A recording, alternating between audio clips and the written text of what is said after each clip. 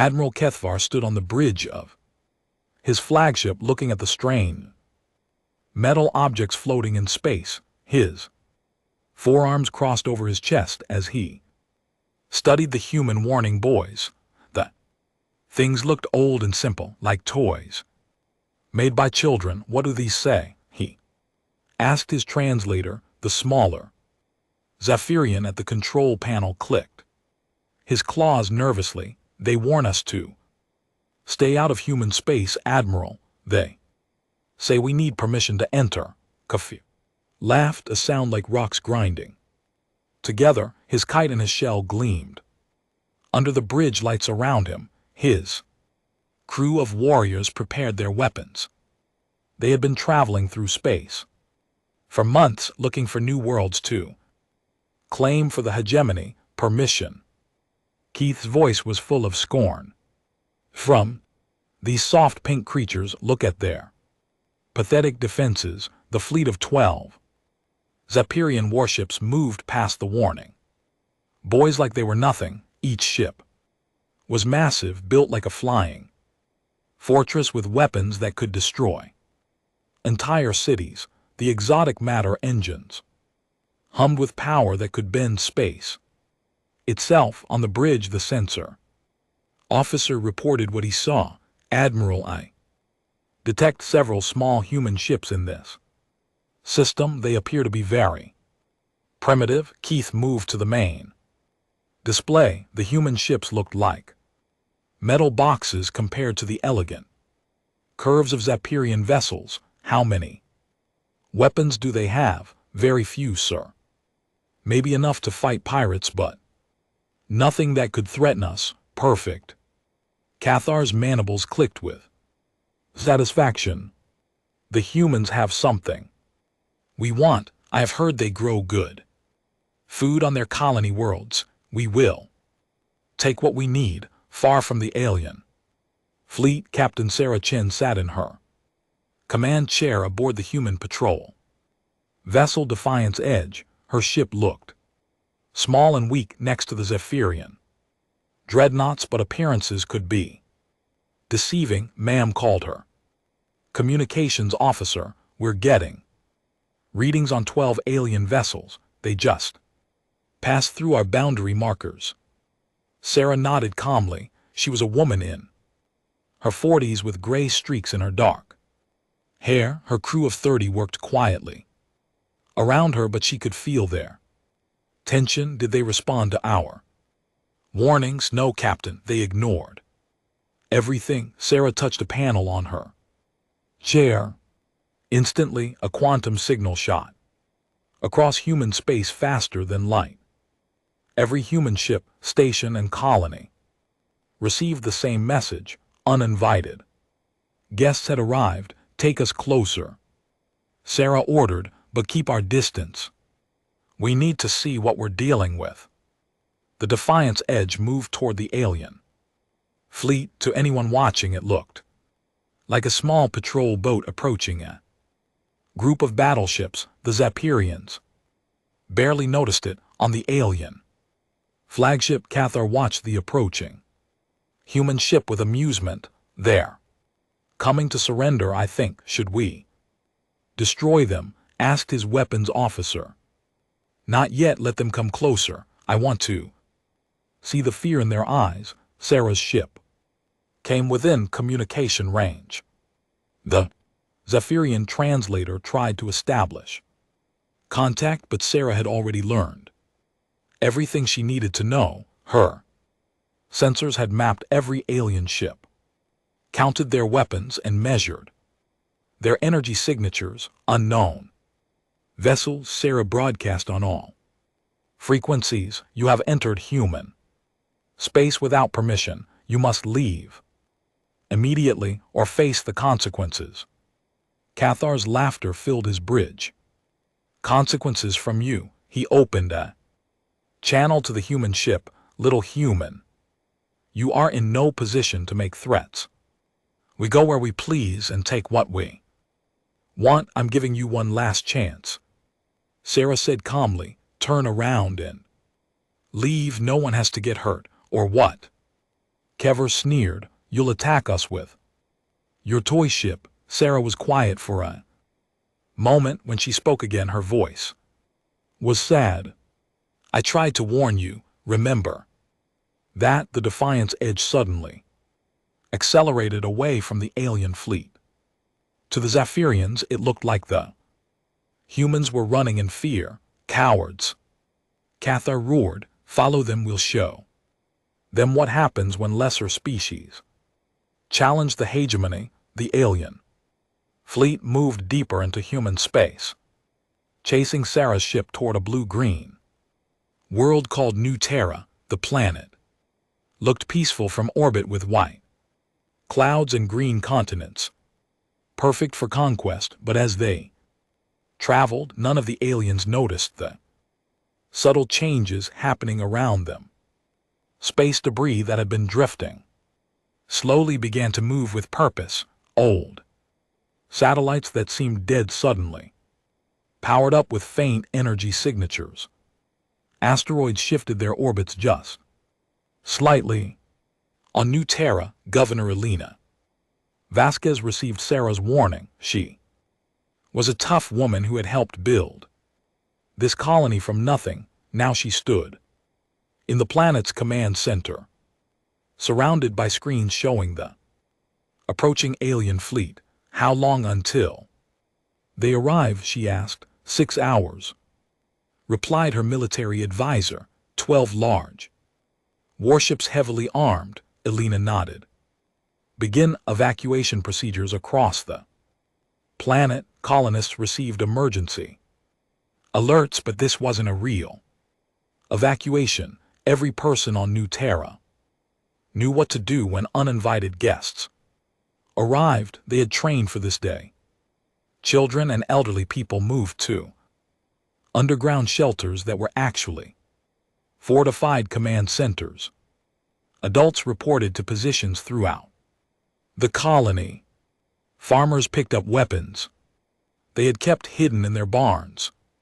Teachers became soldiers. Doctors prepared field hospitals. The peaceful farming world began to transform into something very different. In space, more human ships appeared. They looked as weak as Sarah's vessel, and the Zephyrians barely paid attention to them. The aliens were focused on the prize ahead, a defenseless planet full of soft humans. Admiral reported the sensor officer, I'm detecting some unusual readings from the planet. Cathar waved a dismissive claw. Probably their primitive technology failing under stress. Don't worry about it. But the readings weren't equipment failures. Deep under New Terra's surface, massive generators were powering up. Hidden weapon systems emerged from camouflaged positions. Orbital platforms disguised as communication satellites revealed their true nature. Sarah's ship reached the planet first and seemed to take position in orbit. The other human vessels spread out around the system, looking like they were trying to form some kind of defense line. Keithvar studied the formation and laughed again. They think they can stop us with those few ships. This will be over quickly. He opened a channel to his entire fleet. Warriors of the hegemony, today we claim this world for our own. These humans dare to stand against us, but they are weak. Show them the price of defying our will. The Zephyrian warships moved into attack formation, their weapons charged with deadly energy. Victory seemed certain, but Sarah Chin sat calmly in her command chair, watching the aliens approach. Her crew worked quietly around her, and she could see the determination in their eyes. These people had families on New Terra. They had friends in other human colonies. They would not let invaders harm what they had built. Ma'am called her tactical officer. All units are in position. Sarah nodded. Around the system, the trap was set. The aliens had taken the bait perfectly. Now they would learn why humans posted warning signs at their borders. Signal the fleet, Sarah ordered. Tell them it's time to send our guests home. The message went out on quantum frequencies, reaching every human ship and station in the system. In response, space itself seemed to come alive with hidden power. The Zephyrians were about to discover that humans had a very special way of handling uninvited visitors. The Zephyrian fleet moved toward New Terra like predators closing in on prey. Admiral Kethvar felt excited as he watched his ship spread into attack formation. Soon this world would belong to the hegemony, and these weak humans would learn their place. But across the galaxy, something much bigger was happening on Earth. In a deep underground facility, Fleet Admiral Marcus Torres stood before a massive holographic display. The old soldier had gray hair and scars from battles fought decades ago. Around him, the most important military leaders of humanity gathered for an emergency meeting. Show me everything, Torres ordered.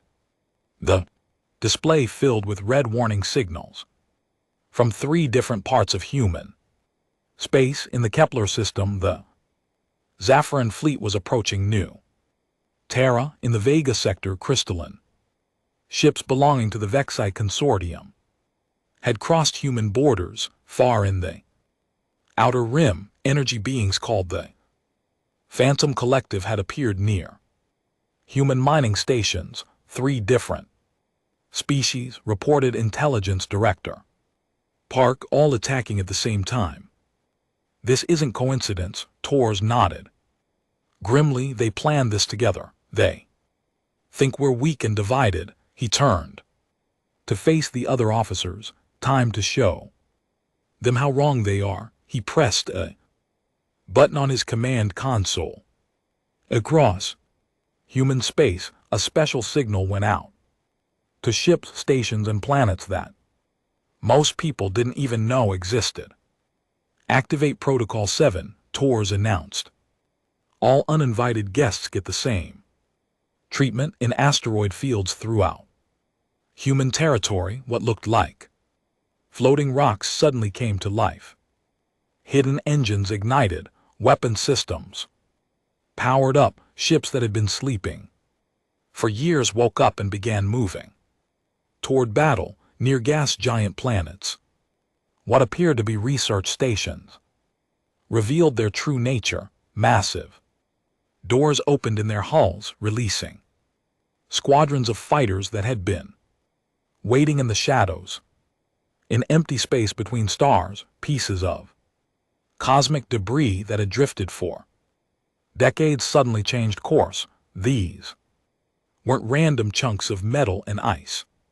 They were human warships wearing perfect disguises, waiting for the day they would be needed. Back in the Kepler system, Captain Sarah Chen watched the Zephyrian fleet advance. Her small ship looked helpless compared to the alien dreadnoughts, but she wasn't worried. She had received Admiral Torres' signal. Help was coming. Captain called her sensor officer. 2 more human ships are approaching. Sarah smiled. The corvette Steadfast and Reliant dropped out of hyperspace and took positions near her ship. To the aliens, it looked like humanity was gathering its few defenders for a desperate last stand. Admiral Kethvar saw the human reinforcements and laughed. 3 ships against 12. These humans are even more foolish than I thought. He ordered 2 of his vessels to engage the human ships while the rest continued toward the planet. The alien warships opened fire with weapons that could melt mountains, but something strange happened. The human ships moved in ways that shouldn't be possible. They dodged attacks that should have destroyed them. Their shields absorbed energy blasts that should have torn them apart. How are they doing that? demanded KTHVAR's weapons officer. I don't know, sir. Their technology is much more advanced than our scan. Suggested. The three human ships fought brilliantly, but they were still outnumbered. After a fierce battle, they broke off and retreated toward New Terra. The Zahirians cheered, thinking they had won, but Sarah Chin wasn't retreating in defeat. She was drawing the aliens exactly where she wanted them to go. On New Terra, the colonists completed their preparations. What had looked like a peaceful farming world now bristled with hidden weapons. Governor Elena Vasquez stood in the main command bunker, watching the alien fleet approach. On her screens, all defense platforms are ready, reported her military chief. The orbital grid is online. Ground forces are in position. Elena nodded. Remember, we need to make this look good. Let them think they're winning until it's too late. High above the planet, the civilian evacuation ships that had been leaving the surface suddenly stopped. Their cargo holds opened, revealing advanced weapon systems. The transport vessels transformed into floating fortresses, taking positions around New Terra. But the Zapirians saw this as panic. Look. Kevar pointed at the ships. They're so desperate they're trying to turn cargo haulers into warships. His fleet reached orbit and prepared to attack. The planet looked defenseless. Below them, a few scattered defense platforms tried to stop them, but the alien weapons easily destroyed the human installations. This is almost too easy, Cathar muttered. Something felt wrong, but he couldn't figure out what. In the Vega sector, the Crystal and Vex High were having similar thoughts. Their ships looked like floating diamonds, beautiful and deadly. They had easily brushed aside human patrol vessels and were approaching a mining colony. The humans seemed to be evacuating in panic, but Vex High sensors detected something odd. The fleeing ships were moving in very specific patterns, as if following a plan. Perhaps the humans are more organized than we thought, suggested the Vexa commander. It doesn't matter, replied the fleet leader. Their weapons cannot harm our crystal hulls. We are invincible. Far in the outer rim, the Phantom Collective was discovering that human space was full of surprises. The energy beings had no physical bodies.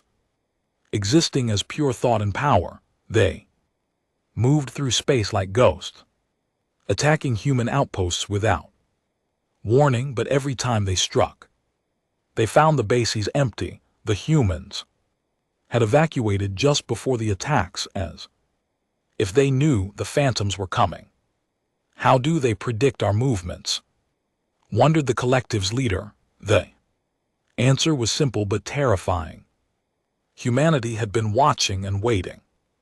For decades they had prepared for this exact scenario. Every human world ship and station was connected by quantum communication networks that could send information instantly across the galaxy. When one human outpost detected alien movement, every other facility knew about it within seconds. When scouts reported enemy ship designs, that information was immediately shared with every human commander. The three alien species thought they were fighting separate battles against isolated human colonies. They had no idea they were facing a single coordinated enemy that had been planning this defense for years. Admiral Torres watched the developing battles from his command center on Earth. The holographic displays showed all three fronts, and he could see the alien fleets walking into carefully prepared traps. Phase 2 is complete, reported his aide. All enemy Forces are committed to their attacks. Good Torres replied, now let's show them what happens when you come to human space uninvited. He activated another control, and across the galaxy, the hidden fleet began to move. Thousands of ships that had been disguised as asteroids, space junk, and derelict vessels suddenly revealed their true nature. The largest deception was about to be revealed. Humanity had spent generations building this hidden armada. While they appeared to have only small patrol fleets and modest defenses, their real military power had been scattered and hidden throughout their territory. Every abandoned space station was actually a weapons platform. Every mining operation was a military base. Every research vessel was a warship. Disguise. The aliens had been fooled by the greatest magic trick in galactic history. Now the illusion was about to end, and they would see humanity's true face. In the Kepler system, Captain Sarah Chen received the final signal from Admiral Torres. Around her, space began to change as the hidden fleet emerged from its hiding places. All units, she broadcast on secure channels. It's time to extend our invitation. Show our guests the way home. Admiral Kethar prepared to claim his prize. Nutra hung in space before him like a ripe fruit, waiting to be picked. His 12 warships moved into bombardment formation, ready to destroy any resistance the humans might offer. Begin the attack, he ordered. Target their defense platforms first, then the population centers. The Zaffiran weapons fired with devastating power, energy beams that could vaporize steel struck the human orbital defenses. Kethar expected to see the platforms explode into fragments. Instead, something impossible happened. The human defenses absorbed the attack. Blue energy shields flared to life around each platform, deflecting the alien weapons like they were nothing. What? Cathar's mandibles clicked in confusion. How are they doing that? His weapons officer checked his instruments frantically. Sir, their shields are adapting to our energy frequency. They're learning from each shot we fire. Before Kethar could respond, the human platforms returned fire, but these weren't the weak weapons his sensors had detected earlier. Massive particle beams lanced out from hidden gun ports, striking his ships with terrifying accuracy. The first Zapperian destroyer vanished in a ball of fire. Impossible! Kethar roared. Those platforms were barely armed when we scanned them. Down on Nutra's surface, Governor Elena Vasquez watched the battle from her command center. The underground facility was carved deep into the planet's bedrock, protected by layers of armor and shields that could withstand orbital bombardment. Phase 1 complete, she reported to her staff. The aliens have taken the bait. All platforms are showing their true capabilities. What the Zapperians had seen as simple communication satellites were actually sophisticated weapons platforms. Each one contained enough firepower to destroy a city, but they had been carefully disguised to look harmless. The cargo ships that had been fleeing the planet suddenly stopped running. Their hulls split open like flowers, revealing advanced weapon systems that had been hidden inside. Within minutes, the transport vessels became orbital fortresses surrounding the alien fleet. Kethar realized he had made a terrible mistake. This is a trap. All ships prepare for. His words were cut off as space around his fleet suddenly filled with new contacts. What his sensors had registered as asteroids and space debris were now revealing their true nature. The rocks weren't rocks at all, they were human warships wearing perfect camouflage. Dozens of them had been drifting in the system for years, waiting for this moment. Their fake asteroid shells fell away, revealing sleek hulls bristling with weapons. Admiral, his sensor officer screamed. I'm reading 47 new human ships.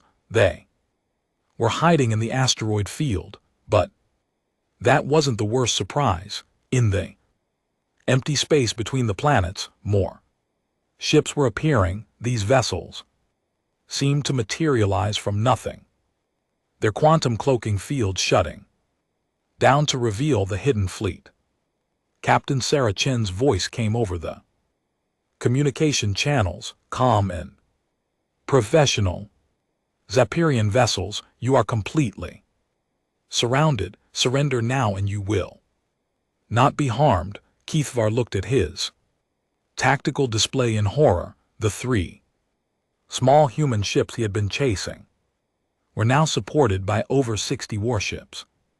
Each one was smaller than his dreadnoughts, but they moved with perfect coordination like parts of a single organism. They planned this, he whispered. They've been planning this for years. The truth was even more terrifying than he imagined. Every human colony world was protected by this kind of hidden defense network. What appeared to be peaceful farming communities were actually fortress worlds with enough military power to defend against entire fleets. The humans had learned a bitter lesson centuries ago. Looking weak, invited attack, but looking too strong made enemies strike first, so they had chosen a third path. They appeared weak while building incredible hidden strength in the Vega sector. The crystalline Vex High were discovering the same truth. Their diamond-like ships had easily destroyed the few human patrol vessels they encountered, but now space around them was filling with enemies. Where are they all coming from? Demanded the Vex High fleet commander. His answer came in the form of weapons fire unlike anything they had ever seen. The humans had studied Vex technology for decades, learning that the crystal beings were vulnerable to specific harmonic frequencies. Now they unleashed weapons designed specifically to shatter crystalline hulls. The beautiful diamond ships began to crack and break apart as human sonic weapons found their resonant frequencies. Far in the outer rim, the energy beings of the Phantom Collective faced their own nightmare. The humans had somehow prepared for their attack, despite the Phantom's ability to move unseen through space. Containment fields activated around the energy creatures, trapping them in specially designed prison systems. The Phantoms discovered that their incorporeal nature, which made them nearly invulnerable to most weapons, was useless against human technology that had been built specifically to counter their abilities. Back in the Kepler system, the battle was reaching its climax. Admiral Cathar's fleet was completely surrounded by human ships that fought with impossible coordination. Every time his weapons targeted one vessel, 3 others would move to protect it. When his ships tried to maneuver, the humans anticipated every move. How do they coordinate so perfectly? His tactical officer asked. In despair, the answer lay in humanity's greatest military innovation, the quantum communication network. Every human ship, station, and soldier was connected to a system that allowed instant communication across any distance. They didn't fight as individual units, they fought as a single galaxy-spanning organism. Sarah Chen's ship moved through the battle like a conductor leading an orchestra. Her crew didn't just control their own vessel, They helped coordinate the entire defense network, sharing, targeting data, and tactical information with every other human unit in the system. Target the flagship, she ordered. Let's end this quickly. 20 human ships focused their fire on Cathvar's dreadnought, the alien vessels. Shields flared and failed under the concentrated assault. Emergency alarms screamed throughout the bridge as systems overloaded and failed. Admiral, his communications officer, called out, "The humans are offering terms, Cathar." His pride shattered along with his fleet. Listened to Sarah's calm voice. "Admiral Cathvar, your ships are disabled, and your fleet is destroyed. You have two choices: surrender and be treated according to the laws of war, or continue fighting and be destroyed." Around him, his once mighty warships were nothing but drifting hulks. Human weapons had been surgically precise, disabling engines and weapons, while leaving life support intact. It was a level of accuracy that spoke of incredible skill and technology. For the first time in his life, the proud Zahirian warrior felt fear. These humans weren't the weak creatures he had expected. They were apex predators, disguised as prey. We surrender, he said, the words bitter in his throat. Sarah's response was immediate and professional. "Uter stood, prepare to be boarded. Medical teams are standing by to treat your wounded, even in victory." The humans showed mercy. Medical ships moved among the disabled alien vessels, offering aid to the injured.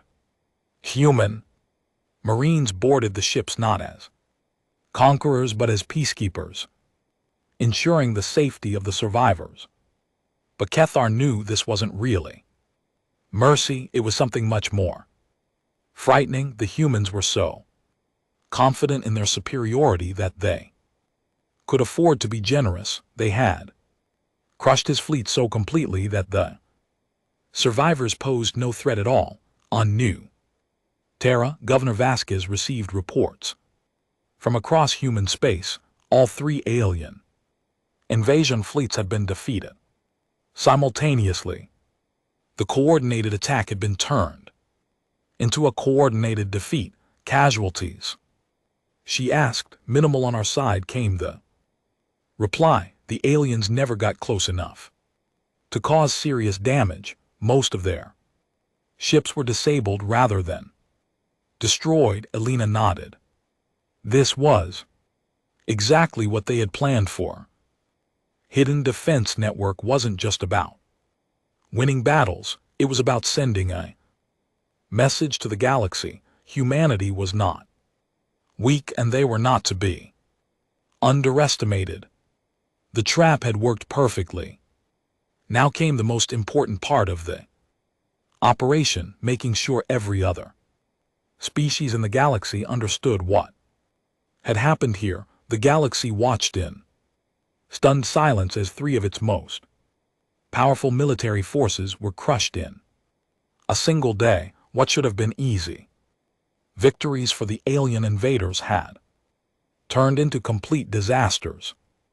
Admiral Cathvar sat in his disabled flagship, staring at the tactical display that showed the wreckage of his fleet. Around his ship, human vessels moved with calm efficiency, rescuing survivors and securing the area. The humans worked with the kind of quiet professionalism that only came from years of practice. "Sir," his communications officer said quietly, "the humans are requesting all our military records and fleet deployment data." Cathar's forearms trembled with rage and shame. "And if we refuse?" Through the view screen he could see the human ship surrounding them. Each vessel was smaller than his destroyed dreadnoughts, but they moved with terrifying coordination. When one ship adjusted its position, three others moved to support it. When Sensors swept an area. The data was instantly shared with every other vessel in the fleet. I don't think refusal is an option, sir, the officer replied. Admiral Marcus Torres stood in his command center on Earth, watching. Reports flow in from across human space. The holographic displays showed the same story in 3 different sectors: total human victory with minimal casualties. Status report, he ordered. Kepler system secure, came the first report.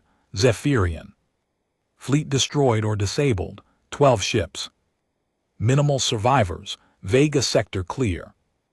Called another officer. Vex High consortium forces eliminated. Their crystal ships couldn't handle our harmonic weapons. Outer rim clean. Reported a third voice. Phantom collective contained in energy prison. Systems, they're completely helpless. Torres nodded with satisfaction. Protocol 7 had worked exactly as planned, but this wasn't just about winning 3 battles.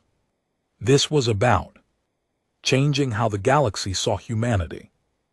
Begin Phase 4, he ordered. Time to send our message. In the Kepler system, Captain Sarah Chin boarded Admiral Cathar's flagship. The Zaffiran Bridge was a mess of sparking electronics and broken equipment, but the life support system still worked. Human engineers were already repairing critical systems to keep the survivors alive. Cathar looked up as Sarah approached. She was much smaller than him, a human woman who barely reached his shoulder, but after what he had witnessed, size didn't matter anymore. You planned all of this, he said. It wasn't a question. Sarah nodded. We've been preparing for uninvited guests for over 50 years. Admiral, your species isn't the first to think humans look like easy prey. She gestured to a portable holographic display her team had brought aboard. The image showed the Kepler system, but not as Keithvar had seen it earlier. This display revealed the truth: hidden weapons platforms, disguised warships, camouflage defense networks. Every human system is protected like this, Sarah explained. We don't build big fleets that enemies can see and target. We build hidden networks that can respond to any threat. Keithar studied the display with growing horror. How many ships do you really have? Enough, Sarah replied simply. More than enough to defend ourselves from anyone who thinks they can take what belongs to us. She activated another section of the display showing similar networks throughout human space. Hundreds of systems, thousands of hidden ships, weapons platforms that could appear from nowhere when needed. This is impossible, Keithvar whispered. No species could build so much in secret. You're thinking like a conqueror, Sarah said. You build fleets to attack others. We build networks to protect what's ours. Every human world contributes to the defense of every other human world. We've been doing this for generations. In the Vega sector, the Vex High were learning the same lesson. Their beautiful crystal ships lay shattered in space, broken by weapons that had been designed specifically to counter their technology. The few survivors found themselves facing human officers who knew more about Vex High biology and culture than many Vex High did themselves. How long have you been studying us? Asked the Vex High commander. Since your ships first appeared near our borders 20 years ago, replied the human admiral. We study every species we encounter. We learn their strengths, their weaknesses, their military doctrines. Knowledge is the best defense. The crystal beings light flickered with something like fear. You've been preparing to fight us for 20 years. We've been preparing to defend ourselves for 20 years, the human. Corrected, there's a difference. We never wanted to fight you, we just wanted to be ready if you decided to fight us. Far in the outer rim, the energy beings of the Phantom Collective were trapped in containment fields that turned their own power against them. They had expected to sweep through human space like ghosts, taking what they wanted without resistance. Instead, they found that humanity had developed technology specifically designed to contain energy-based life forms. The humans had somehow anticipated their abilities and prepared countermeasures.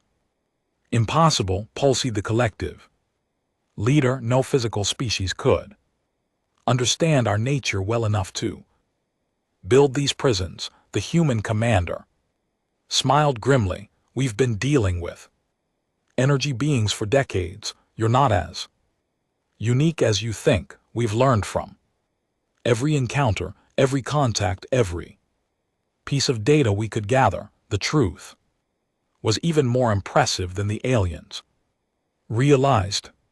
Humanity's intelligence network spread throughout the galaxy, gathering information on every species, every technology, every potential threat. They didn't just react to dangers, they predicted them and prepared for them years in advance.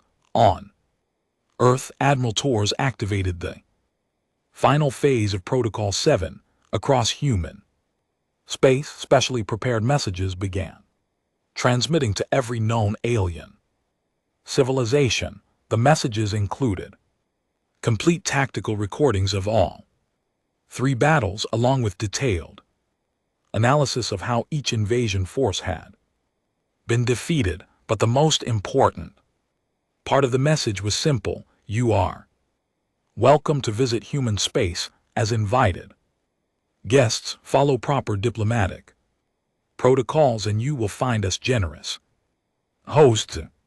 Enter without permission and you will discover why we post warning signs at our borders. The recording spread throughout the galaxy like wildfire. Species that had been considering their own attacks on human territory suddenly reconsidered their plans. The footage showed not just human military power, but human restraint and mercy. The aliens had been defeated completely, but the survivors were being treated well. This was perhaps the most frightening thing of all. The humans were so confident in their strength that they could afford to be kind to their enemies. In the weeks that followed, the galaxy's political landscape shifted dramatically. Trade routes that had avoided human space suddenly became busy with alien merchants seeking human goods. Diplomatic missions that had been delayed for years were suddenly fast-tracked to establish formal relations. Species that had thought of humans as weak prey now saw them as powerful potential allies. The message was clear: humanity was not to be underestimated, but they were reasonable beings who preferred trade to war.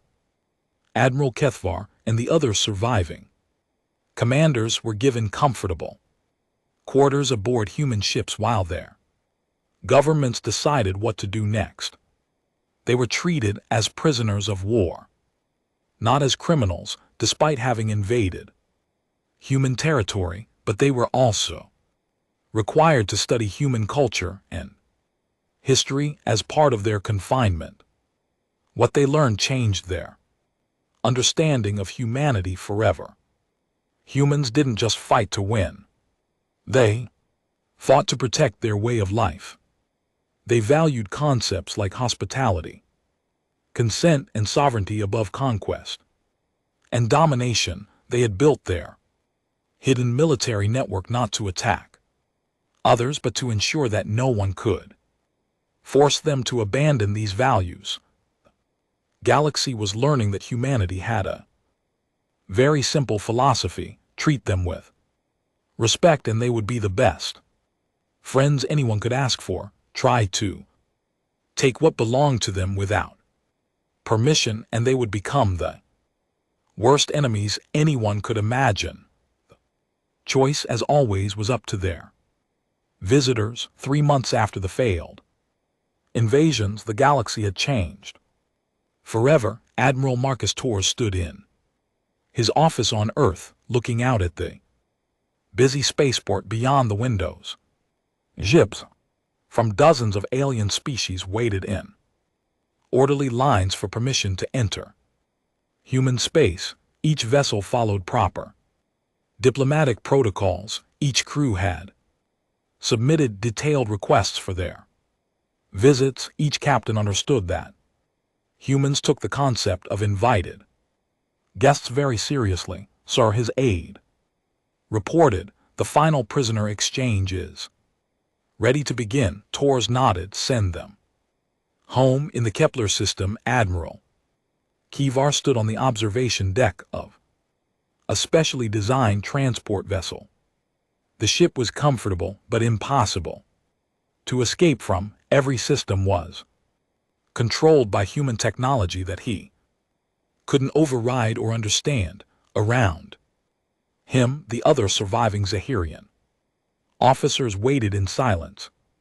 They had spent 3 months learning about human culture, studying human history, and trying to understand how they had been defeated so completely. The lessons had been humbling. Humans didn't fight for conquest or glory. They fought to protect their families, their homes, their way of life. They had built their hidden military network over generations, each person contributing something to the common defense. Admiral, one of his officers said quietly, do you think our government will try to attack them again? Cathar looked at the tactical data the humans had allowed them to keep. It showed only a small fraction of humanity's true military power, but it was enough to make any sane military planner think twice about attacking human space.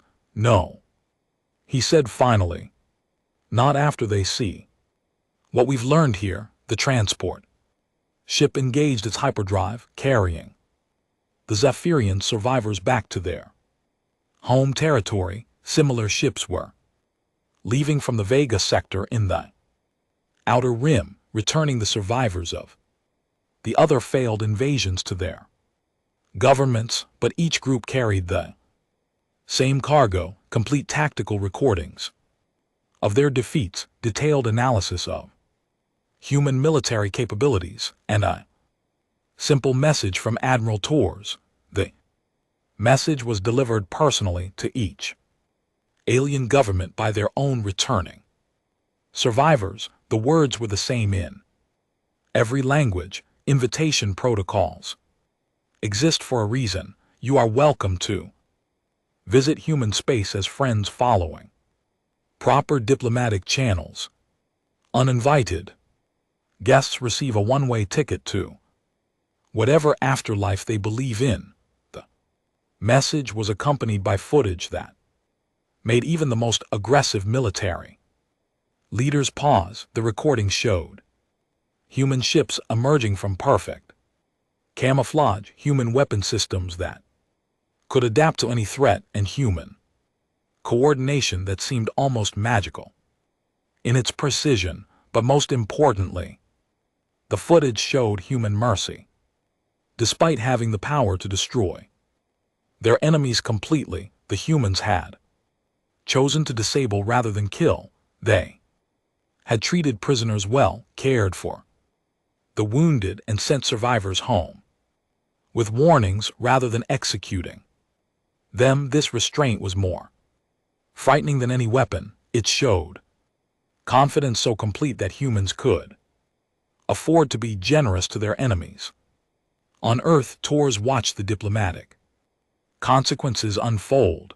Within weeks of the prisoner exchanges, formal peace treaties arrived from all 3 attacking species. The documents were carefully worded, but the message was clear. None of these civilizations wanted to test human defenses again. More importantly, trade agreements followed the peace treaties. Species that had seen humans as prey now saw them as valuable partners. Human agricultural products, manufactured goods, and technology became highly sought after throughout the galaxy. The transformation was remarkable. Human space, which had been seen as a tempting target for expansion, was now recognized as neutral territory where different species could meet and trade safely. Captain Sarah Chen returned to her patrol duties aboard the Defiance Edge, but her job had become much easier. Instead of watching for hostile intruders, she now helped guide invited guests through proper entry procedures. Captain, her communications officer reported, "We're receiving a request from a Vex High Trade Convoy. They want permission to visit New Terra." Sarah smiled. "Are there papers in order?" "Yes, ma'am. Full diplomatic credentials, trade manifests, and a formal request for permission to enter the system. Grant them safe passage. Assign them a guide ship to escort them to the trade station." This had become the new normal. Species that had once considered attacking human space now sent polite requests for permission to visit. They followed human laws, respected human customs, and conducted their business peacefully. The hidden defense network was still there, of course. The disguised warships still waited among the asteroids. The camouflaged weapons platform still watched the borders, and the quantum communication system still connected every human facility across the galaxy. But now the network served a different purpose. Instead of preparing for invasion, it maintained the peace that humanity's strength had created. On New Terra, Governor Elena Vasquez welcomed a delegation of alien merchants to her world. The Zapirians came as invited guests this time, seeking to establish trade relationships and cultural exchange programs. The irony wasn't lost on anyone present. Some of these same aliens had tried to conquer New Terra just months earlier. Now they were asking permission to build trade stations and cultural centers on the planet's surface. Governor, the leader diplomat said through his translator, "We wish to apologize for our previous misunderstanding. We did not realize that humans valued proper protocol so highly." Elena smiled diplomatically. "We believe that good relationships start with mutual respect. You're welcome here, as long as you remember that."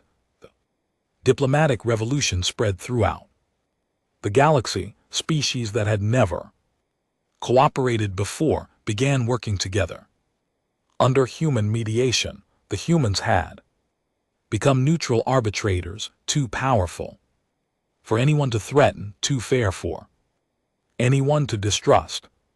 Trade routes that had been closed for centuries reopened as different species began trusting human protection.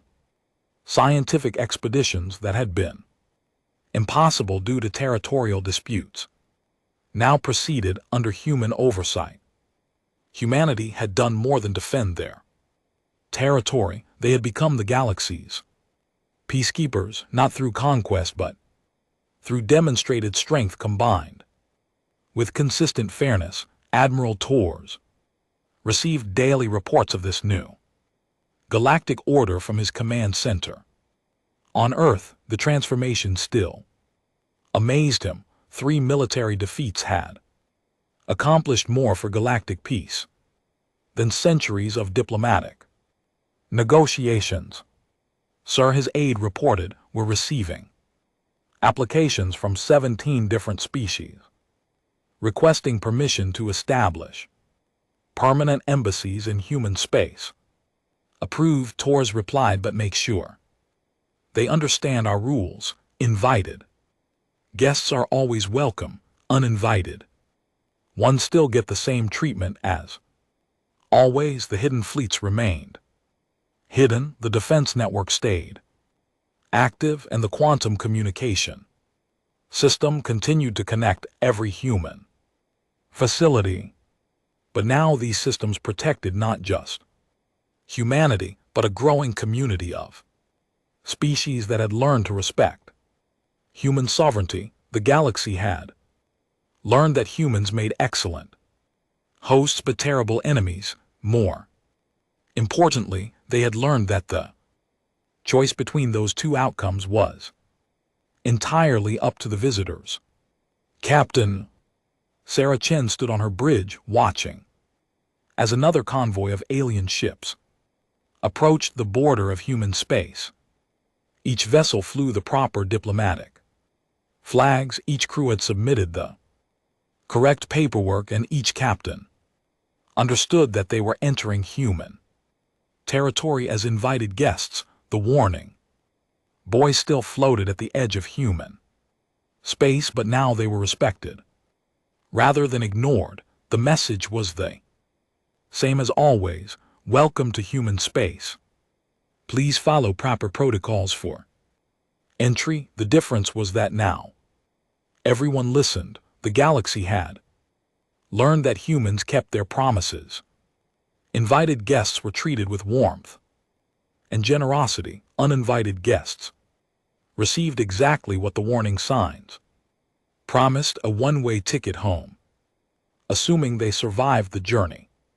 It was a simple system, but it worked perfectly. Respect human sovereignty, and they would be your best friends. Violate it, and they would be your worst nightmare. The choice, as Admiral Tours often said, was always up to the visitors.